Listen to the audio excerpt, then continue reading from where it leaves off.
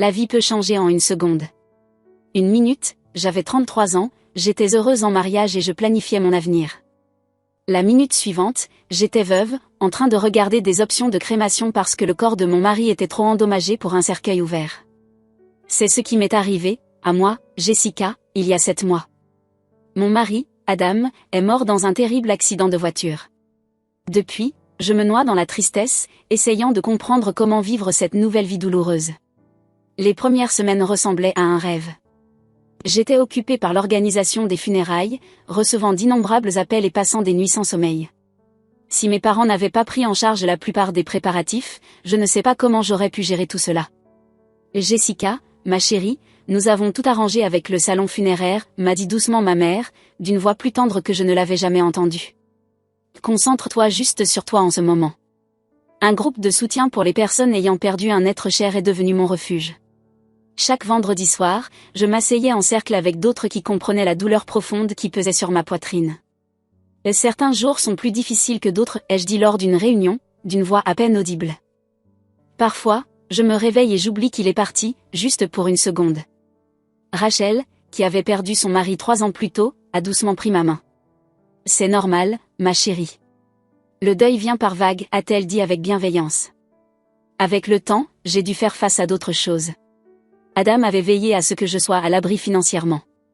Nous avions une maison en banlieue, un appartement en ville et une bonne somme d'argent à la banque. J'aurais pu quitter mon emploi dans l'agence de marketing, mais l'idée de rester seule à la maison toute la journée me terrifiait. J'ai donc choisi de travailler à temps partiel, juste assez pour me garder occupée. La plus grande surprise a été le changement dans ma relation avec mes parents. En grandissant, j'avais toujours eu l'impression qu'ils s'intéressaient plus à ma petite sœur, Laura.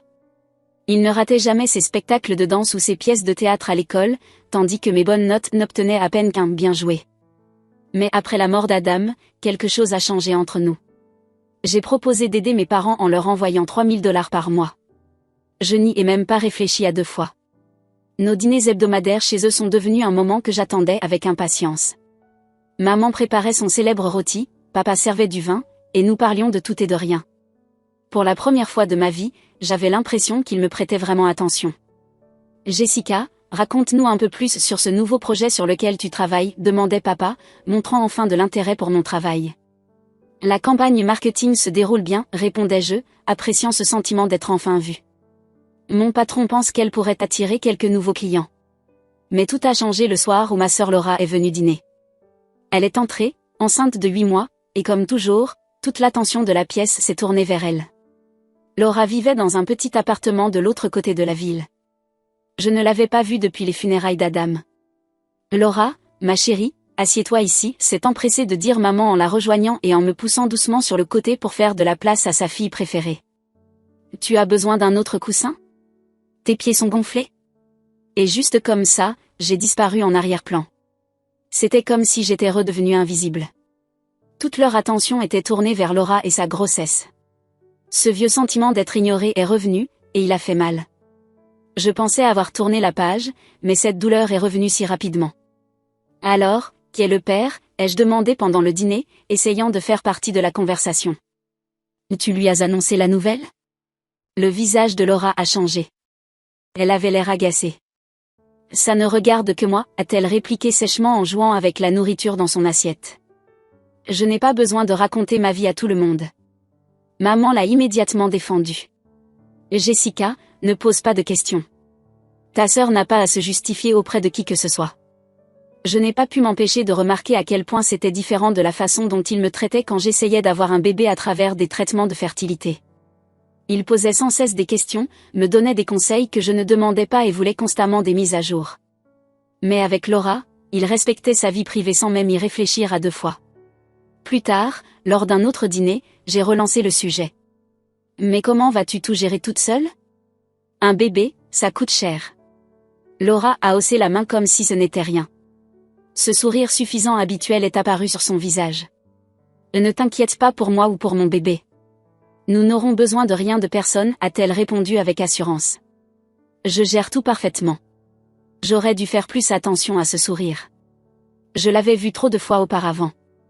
Laura était toujours en train de commencer quelque chose de nouveau, seulement pour que tout s'effondre peu après. Il y avait eu son entreprise de smoothie qui n'avait duré que 3 semaines, sa formation de coach de vie qu'elle n'avait jamais terminée, et cette fois où elle avait perdu 4 mois de loyer dans un investissement en crypto-monnaie.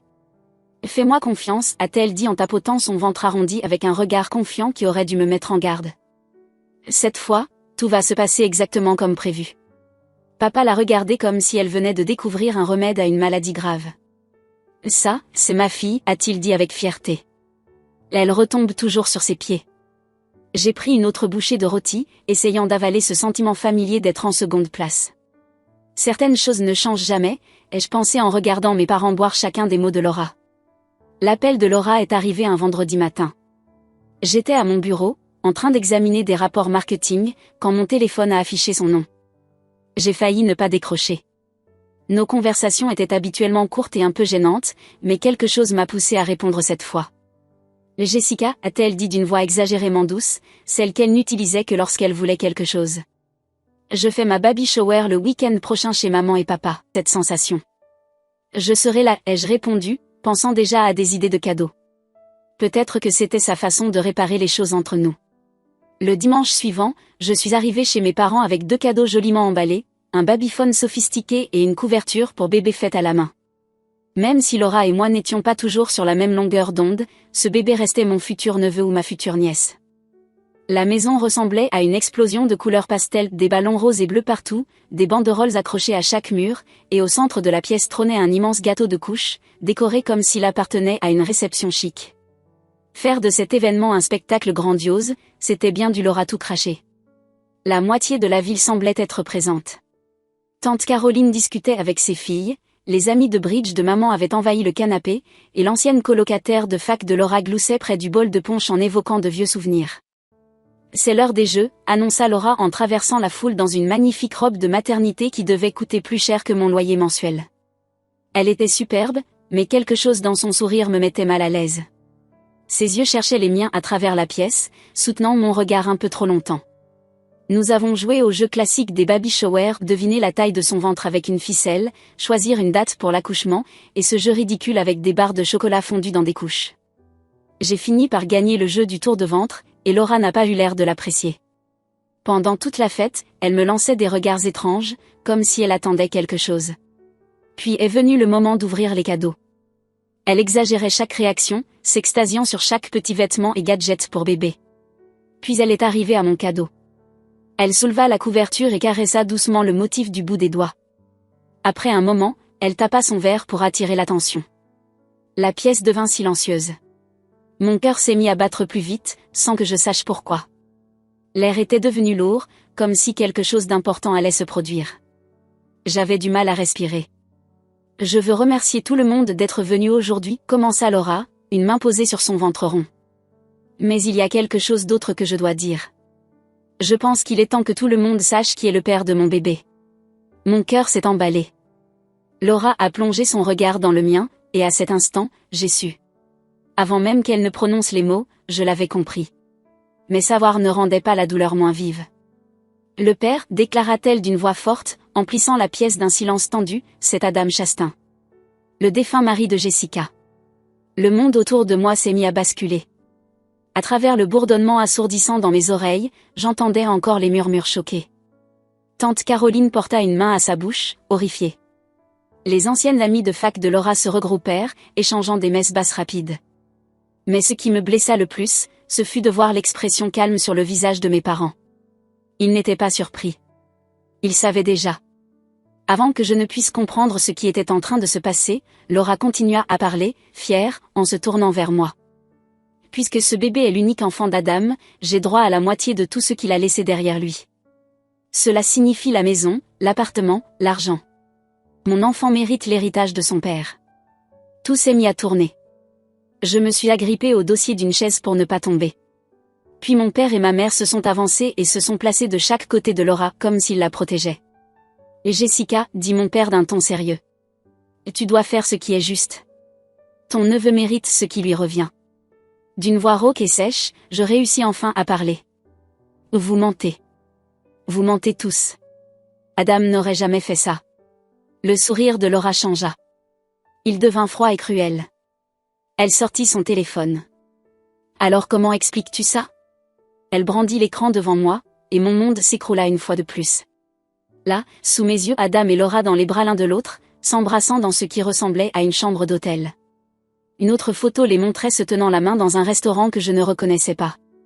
Il m'aimait, déclara Laura, assez fort pour que tout le monde l'entende. Il allait te quitter pour moi. Nous avions prévu de l'annoncer à tout le monde. Puis elle s'arrêta. Ses yeux se remplirent de larmes qui roulèrent sur ses joues. Mais ensuite, l'accident est arrivé, et tous nos projets ont disparu. Je ne pouvais plus respirer. Je ne pouvais plus penser. Mon corps bougea tout seul. J'attrapai mon sac, bousculai la foule de convives médusés et me précipitai vers ma voiture. J'entendis ma mère m'appeler, mais j'étais déjà en train de reculer dans l'allée. Le trajet du retour fut un brouillard. Mon esprit rejouait ces photos encore et encore, essayant de donner un sens à tout ça. Les photos au restaurant devaient être pendant ces dîners d'affaires dont Adam me parlait toujours. L'hôtel, probablement un des voyages qu'il disait être pour le travail. Mon téléphone se mit à vibrer dès que je franchis le seuil de ma maison. Laura m'envoyait message après message. Des dizaines d'entre eux. C'étaient des captures d'écran de ses conversations avec Adam. Je ne l'aime plus. Ça fait longtemps que je ne l'aime plus. On leur dira après le divorce. Et tu es la seule que je veux. J'ai hâte que nous commencions notre vie ensemble. Un message après l'autre apparaissait sur mon écran. Et chacun était une nouvelle entaille dans mon cœur. Les dates sur les messages montraient que leur conversation remontait à des mois. Tout ce temps pendant que je traversais des traitements de fertilité douloureux, pensant que j'étais la raison pour laquelle nous ne pouvions pas avoir d'enfants, mon mari et ma sœur planifiaient une nouvelle vie sans moi. Cette nuit-là, je ne pouvais pas rester en place. Je marchais dans ma maison, touchant les affaires d'Adam, regardant les photos sur les murs, me demandant si quelque chose avait été réel. Toute notre vie ensemble avait-elle été un mensonge ? À 6 heures précises, le téléphone sonna à nouveau. C'étaient mes parents. Je laissai sonner quelques fois avant de décrocher. « Jessica, tu dois être raisonnable à ce sujet, » dit mon père, sans même prendre la peine de me saluer. « Plus tôt tu accepteras de donner à Laura sa part de l'héritage, plus ce sera facile pour tout le monde. » Sa voix froide et assurée me mit en colère. Facile pour qui ? Pour Laura. Pour eux. Pour nous tous, ajouta ma mère. Je réalisai qu'ils avaient mis l'appel en haut-parleur. Et tu ne veux pas que ça devienne compliqué, ma chérie. Les mots sortirent difficilement. Depuis quand êtes-vous au courant pour eux ? Silence. Une pause qui en disait plus que des mots. Finalement, maman parla. Nous le savons depuis un moment. Adam nous l'a dit environ 7 mois avant l'accident. Ces paroles me frappèrent comme un coup de poing. 7 mois. Il savait depuis 7 mois. Et pendant tout ce temps, il m'avait laissé pleurer à l'enterrement d'Adam, feignant de me réconforter. Il continuait de prendre l'argent que je leur envoyais chaque mois, alors qu'il savait ce qu'Adam et Laura avaient fait. Traître. Le mot résonnait, froid et définitif. Vous tous chuchotez-je avant de raccrocher et de bloquer leur numéro. Mes mains tremblaient en ouvrant mon application bancaire, mais je n'hésitais pas une seconde. Je stoppais le paiement mensuel que je leur envoyais. S'ils avaient besoin d'argent, ils pouvaient aller demander à leur précieuse Laura. 3 semaines passèrent, remplies d'appels manqués et de messages non lus. Puis, je reçus un email de Laura. Elle disait qu'elle me poursuivrait en justice si je ne lui donnais pas la moitié de tout ce qu'Adam avait laissé derrière lui. Elle utilisait le mot volontairement, mais cela ressemblait plutôt à une menace. Je ne pouvais pas me résoudre à répondre.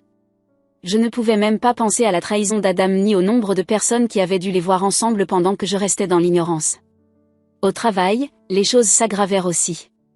Les murmures commencèrent. Certains collègues me lançaient des regards pleins de pitié, d'autres essayaient de cacher leur sourire. Je pouvais sentir qu'ils parlaient de moi dans mon dos. Puis Larry, mon patron et l'un des seuls vrais amis qu'il me restait, me convoqua dans son bureau. Je craquai en plein milieu d'une réunion avec un client. Larry me regarda avec bienveillance et dit « Prends du temps pour toi. Payé ou non, c'est comme tu veux. Ton poste t'attendra quand tu seras prête à revenir. » Je hochai la tête, reconnaissante, et je rassemblai mes affaires ce jour-là même. Les semaines suivantes se ressemblèrent toutes. Je sortais à peine de chez moi. Je me faisais livrer mes courses, je n'ouvrais pas la porte lorsqu'on sonnait, et je passais des heures à regarder de vieilles photos, essayant de voir quel signe j'avais manqué. Chaque souvenir ressemblait désormais faux. Chaque moment de mon mariage était détruit par la vérité, Adam avait mené une double vie avec ma propre sœur. Puis je l'appris par Facebook. Laura avait donné naissance à un petit garçon. Sur la photo, elle souriait depuis son lit d'hôpital. Nos parents se tenaient à ses côtés, regardant fièrement leur nouveau petit-fils. Le bébé était enveloppé dans une couverture crème, celle que j'avais faite pour sa baby shower. C'était une gifle en plein visage. Je fermai l'application rapidement, mais pas avant d'avoir vu le nom du bébé. Adam Junior. Une semaine plus tard, une grosse enveloppe arriva par courrier. Mes mains tremblaient en l'ouvrant. Je savais déjà ce que c'était. Une assignation en justice. Laura me poursuivait pour obtenir la moitié de tout ce qu'Adam m'avait laissé. Elle prétendait que son fils méritait l'héritage de son père. La lettre légale était froide et claire. Elle voulait la maison, la moitié de l'argent et une part de l'appartement du centre-ville. Je passai 4 jours à chercher le bon avocat avant de choisir Paul Hayon. Il avait une excellente réputation pour gérer les affaires d'héritage difficiles. Mademoiselle Chastain, dit-il en feuilletant des papiers sur son bureau, son visage calme mais sérieux. Je vais être honnête. Votre sœur a des preuves solides que votre mari et elle entretenaient une relation de longue date. Il y a des messages, des photos et même des témoignages incluant ceux de vos parents. Il fit une pause pour ajuster ses lunettes. Dans ce genre d'affaires, la preuve d'une relation étroite et l'existence d'un enfant biologique suscite souvent la sympathie du tribunal en faveur de l'enfant. J'étais encore en train d'assimiler cette horrible nouvelle quand mon téléphone sonna ce soir-là. C'était un numéro inconnu. Allô, répondis-je. Est-ce que je parle à Jessica Chastain, demanda une voix de femme. Je ne la reconnus pas, mais quelque chose dans sa façon de parler me semblait étrangement familier. Je suis Joyce Meyer. La mère d'Adam. Le monde sembla basculer. Je m'accrochai au comptoir de la cuisine pour ne pas tomber. C'est impossible, murmurai-je. Adam m'a dit qu'il était orphelin. Il m'a dit que ses parents étaient morts quand il était petit. Il m'a dit qu'il avait grandi en famille d'accueil. J'ai bien peur que ce soit encore un mensonge, dit-elle, sa voix amère mais sans cruauté. Pouvez-vous me rencontrer ? Il y a des choses que vous devez savoir, des choses qui pourraient vous aider. Nous convînmes de nous retrouver le lendemain matin dans un petit café du centre-ville, un endroit neutre. J'arrivai en avance, le ventre noué d'angoisse. Je commandai un café et attendis. Je ne pouvais même pas le boire. Mes mains tremblaient tellement que je faillis renverser ma tasse lorsqu'elle entra. Ce que je vis me stupéfia. Adam avait ses yeux, son sourire, même la même grâce dans ses mouvements. Elle marchait exactement comme lui. J'étais aux funérailles, dit-elle après que nous nous soyons installés dans une cabine tranquille, loin de toute oreille indiscrète. J'étais assise au dernier rang, vêtue d'une robe noire et d'un voile. Je n'ai pas pu. Je n'ai pas eu le courage de venir te parler à ce moment-là. Adam et moi n'avions pas parlé depuis des années. Soudain, je me souvins d'elle. La femme silencieuse qui était partie avant la fin de la cérémonie. À l'époque, j'étais trop plongée dans mon chagrin pour y prêter attention, mais maintenant, le souvenir était clair. L'élégante femme en noir, se tenant à l'écart de la foule, le visage caché derrière un voile sombre. « Pourquoi me dis-tu tout ça maintenant ?» demandai-je, essayant de ne pas paraître trop méfiante. Après tout ce que j'avais appris sur Adam, il m'était difficile de faire confiance à quelqu'un qui avait été proche de lui. Joyce sortit une enveloppe usée de son sac. Les bords étaient pliés, comme si elle l'avait porté sur elle depuis un moment. « Parce que j'ai entendu parler de ce que ta sœur essaie de faire, dit-elle. Et parce que, malgré tout ce qui s'est passé, je ne veux pas qu'une autre femme souffre à cause des mensonges de mon fils. » Ses doigts tremblaient en glissant l'enveloppe sur la table. Je l'ouvris lentement, mes mains tremblantes elles aussi. À l'intérieur se trouvaient des dossiers médicaux de l'hôpital général de Hartford, datant d'il y a 11 ans, juste un an avant qu'Adam et moi nous marions. En lisant le document, je sentis le sang quitter mon visage. Azoospermie complète. Stérilité permanente. Aucune chance de conception naturelle. Les termes médicaux me frappèrent comme des coups de poing. Adam a passé ce test à 26 ans, dit Joyce à voix basse. Il était dévasté en découvrant ses résultats. C'est l'une des dernières choses dont nous avons parlé avant que nous arrêtions de nous voir. Je ne pouvais pas dire un mot. Toutes ces années passées à essayer d'avoir un enfant, à consulter médecin après médecin, à prendre des injections d'hormones, à pleurer, à me blâmer. Tout cela n'avait été qu'un mensonge cruel. Adam savait qu'il ne pouvait pas avoir d'enfant, mais il ne me l'avait jamais dit. Quand le jour du procès arriva enfin, la salle était pleine. Laura était assise au premier rang, tenant doucement le petit Adam Junior. Nos parents étaient juste à côté d'elle, l'air fier et protecteur. Elle était habillée comme une femme en deuil, parfaite robe noire simple, à peine de maquillage, et une expression triste parfaitement maîtrisée. Lorsqu'elle prit la parole, elle joua son rôle à la perfection. Ses yeux brillaient de larmes alors qu'elle parlait de son profond amour pour Adam. « Tout ce que je veux, c'est ce qui est juste pour mon fils, dit-elle d'une voix tremblante. Il mérite l'héritage de son père. » Mon avocat, Maître Aymon, resta calme et attendit qu'elle termine son spectacle. Puis il se leva. « Votre honneur, j'aimerais présenter une preuve que toute la demande de mademoiselle Ramsay est fausse. » Il s'avança vers la juge et lui tendit les dossiers médicaux. Elle les parcourut, son visage impassible. L'avocat de Laura se leva précipitamment, contestant l'origine des documents et leur authenticité. Le visage de Laura se fissura enfin. « Ces papiers sont faux », cria-t-elle en serrant le bébé contre elle. « Elle les a fabriqués pour voler l'héritage de mon fils. » Mais Maître Aymon resta imperturbable. « Votre honneur, dit-il, ces dossiers prouvent que Monsieur Chastain était incapable d'avoir des enfants. Nous demandons donc un test ADN pour déterminer qui est le véritable père. » Laura afficha un sourire victorieux. « Ce n'est pas possible, dit-elle. Adam était orphelin et son corps a été incinéré. Il n'y a personne à tester. » En réalité, répondit Maître Aymon en se tournant vers l'Assemblée, j'aimerais vous présenter Joyce Meyer, la mère biologique d'Adam Chastain. Joyce se leva, et une vague de surprise traversa la salle. Même depuis mon siège, je vis le visage de Laura devenir livide. Je suis prête à faire un test ADN, dit Joyce d'une voix claire, pour déterminer si ce bébé est réellement mon petit-fils. La juge hocha la tête. Un test ADN est ordonné.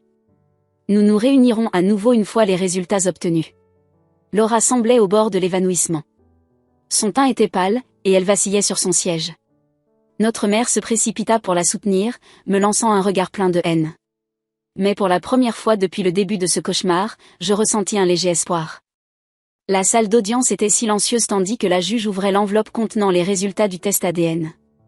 Laura était assise, raide sur sa chaise, le bébé dormant paisiblement dans ses bras, inconscient de tout ce qui se passait.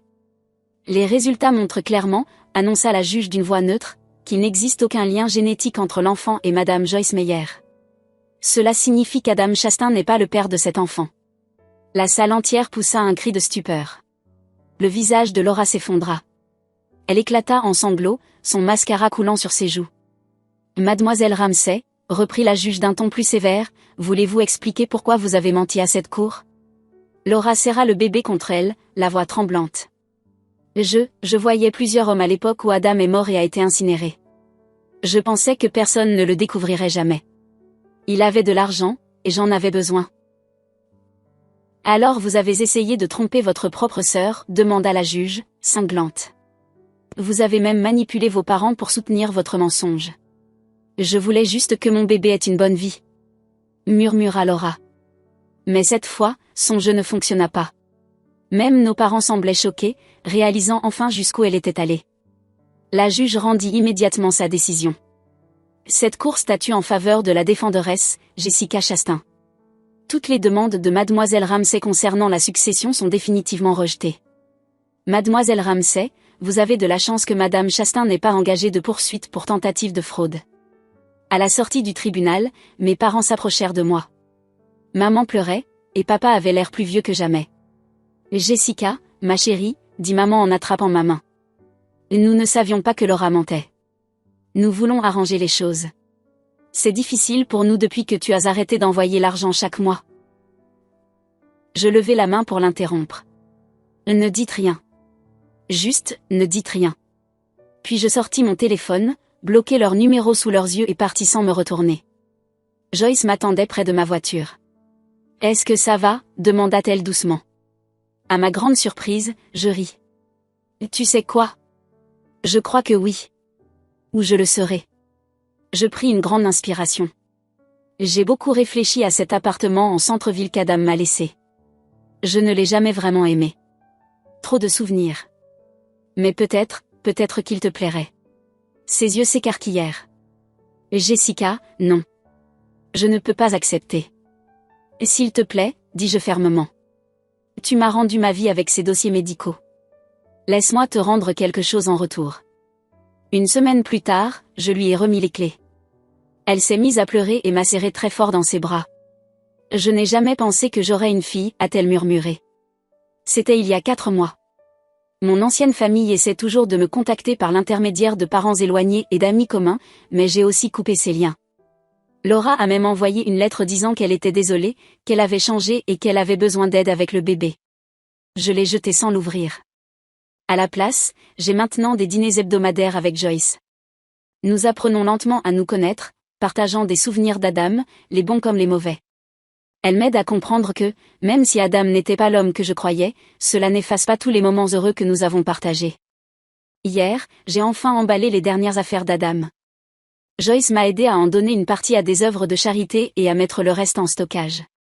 Pendant que nous travaillions, elle m'a raconté des histoires sur Adam enfant, avant que toutes les mensonges ne commencent.